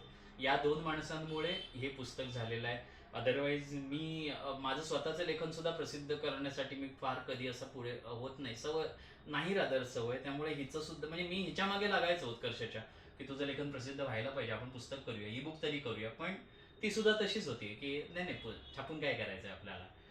पण ह्या 2 माणसांमुळे हे पुस्तक झालं. आणि ब्लर्ब आमची एक चित्रपट लेखिका मैत्रीण आहे जी खूप उत्तम रसिक आहे, उत्तम श्रोती आहे. तर तिनं ब्लर्ब लिहिलं. तो मग मला वाचायला आवडेल. आणि ब्लर्ब वाचल्यानंतर मी थोडंसं उत्कर्षाचं लेखन वाचेल. तर मनीषा कोरडेनी ब्लर्ब लिहिलेलं आहे. सभोवतालचं संवेदनशील भान, साहित्याची उत्तम जाण, वाहती लेखणी, पायवाटेच्या भटकंतीत वृक्षांची सळसळ, तशा मुखोद्गत कविता, शब्दाशब्दात ओथंबणारी जगण्याची आत्मीयता. स्त्रिया लिहित नाहीत फारशा आणि त्यातही वैयक्तिक सामाजिक असं उंबरठ्यावरचं दुहेरी भान तर स्त्रियांमध्ये कमीच. या उंबरठ्यावर उत्कर्षा तन्मयतेनं आपल्या अनुभवांची रांगोळी रेखत बसलेली दिसते. थबकायला हवं, उत्कर्षाचं वाचायला हवं. मनीषानं चला वाचूया. आणि उत्कर्षाच्या बाबतीत म्हणजे परत बोलण्याकडे भाषा हा जे उत्कर्षाला कधी उत्कर्षा असं म्हटलेलं कधी सहसा आवडायचं नाही. उत्कर्षा ती स्वतः म्हणताना सुद्धा भाषा असं हे असायचं. तर त्या इवल्या इवल्या गोष्टीमधलाच पुस्तक हा एक लेख आहे. त्याच्यातला एक छोटासा अंश वाचतो आणि आपण त्यांना सांगता करूया. पुन्हा एकदा आर्ट सर्कलचे मी आभार मानतो. आणि अस्मिता तुझे सुद्धा आभार मानतो. खरं हो, खरं आपल्याकडे व्हिजनकडे आभार मानण्याची पद्धत नाहीये. पण परत हे बघ, नेमकं मला अथर्व शीर्षातलं त्वं वाङ्मयम हे गणपतीचं रूप अगदी मनापासून आवडतं मला. मॅम, तुमच्या घरी कोण कोण असतं असं विचारल्यावर आम्ही दोघं आणि आमची ढेर सारी पुस्तकं असं माझं उत्तर असतं. आणि या पुस्तकांमध्ये भर पडतच असते. माझा नवरा वेळी अवेळी कितीतरी दुर्मिळ पुस्तकं अक्षरशः रस्त्यावरनं रद्दीवाल्याकडनं उचलून आणतो. आता रद्दीवाल्यालाही या गिराईकाची किंमत माहिती झाल्यामुळे त्याचाही भाव आमच्यासाठी वधारलेला असतो, हा भाग वेगळा. पण दादरच्या शारदाश्रम मध्ये राहणाऱ्या एका लोकप्रिय लेखकाचं पुस्तक शारदाश्रम समोरच्याच रद्दीवाल्याकडे सापडावं आणि ती प्रतही लेखकानं आपल्या पुण्या सुहृदाला स्वाक्षरी करून दिलेली असावी, काय म्हणायचं याला. अशा वेळी त्या पुस्तकांनाही सफदर हाशमींच्या ओळी आठवत असाव्यात. किताबें कुछ कहना चाहती है, तुम्हारे पास रहना चाहती है, असंच वाटत राहतं मला. किताबें कुछ कहना चाहती है, पढ़ने वालों के पास रहना चाहती है. पेपरावरची अक्षरं कागद स्वतः वाचू शकत नाही, तसंच झालं की हे सगळं. हे असलं की मग मी तो हमाला भारवाही पण काय उपयोगाचं. अब्राहम लिंकन लहान असतानाची गोष्ट. शेजाऱ्याकडून वाचायला आणलेलं जॉर्ज वॉशिंग्टनचं चरित्र रानावनात पाऊस पाण्यात खराब झालं तर त्याची नुकसान भरपाई म्हणून छोट्या अब्राहमनं पुस्तकाच्या मालकाच्या शेतात काम केलं, ते सुद्धा त्याची नुकसान भरपाईची काहीही अपेक्षा नसताना. पुस्तकाची किंमत जाणणारी, पुस्तकाबद्दल आस्था असणारी ही माणसं असामान्यत्वाला पोहोचलेली अगदी लहानपणापासूनच. मला वाटतंय ते इतकंच. या सगळ्यांमध्ये हातात घेऊन पानं उलटता येणारं, वाचता येणारं, संग्रही ठेवता येणारं नवं कोरं पुस्तक हा पर्याय निवडणारं कोणी असेल का? असावं, आय होप. असायला हवं होतं.